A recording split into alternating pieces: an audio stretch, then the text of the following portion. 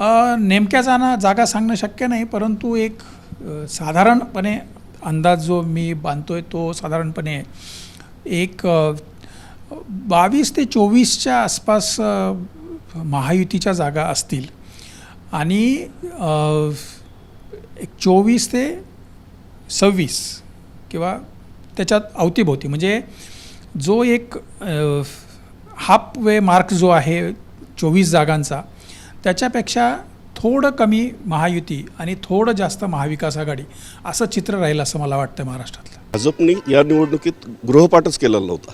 म्हणजे जे काय होतं तो ओव्हर कॉन्फिडन्स, आत्मविश्वास जो होता त्या आत्मविश्वासाने भाजप लोकांच्या समोर गेलं. जे पक्षांची फोडाफोडी केलेली आहे ते लोक समजून घेतील, ते तरीही आपल्या बाजूने सहानुभूती असेल किंवा राम मंदिराच्या एकमेव मुद्द्यामुळे आपलं एक वातावरण निर्मिती होईल, मोदी लाट जोरदार चालेल, ह्या भरोशावर भाजप राहिलेली दिसते. आणि त्या व्यतिरिक्त कुठलंही म्हणजे जाहीरनाम्यातही काही विशेष असं काही नव्हतं की मतदार प्रभावित होतील. हे माझ्या मते तर महायुतीचे अगदी 16 ते 17 उमेदवार हे जिंकून येऊ शकतील आणि महाविकास आघाडीचे मात्र 32 ते 33 उमेदवार हे निवडतील असा माझा अंदाज आहे. असं झालं की यावेळेस निवडणुकीमध्ये पहिला एक फीचर जर मानायचं असेल तर उद्धव ठाकरे यांची हवा तयार झाली.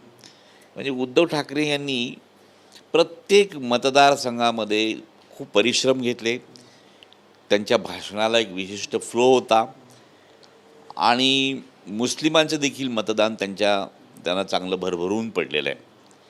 त्यामुळं मराठवाड्यामध्ये ते चौकार मारणार अशी स्थिती आहे. म्हणजे उस्मानाबादची जागा ते जिंकणार, परभणीची जागा जिंकणार, औरंगाबादची जागा जी आहे छत्रपती संभाजीनगर ह्यातली देखील जागा ते जिंकतील अशी ही आहे आणि हिंगोलीची जागा जिंकणार. या 4ही जागा ते जिंकतील अशी परिस्थिती प्रत्येक मतदारसंघामध्ये आहे.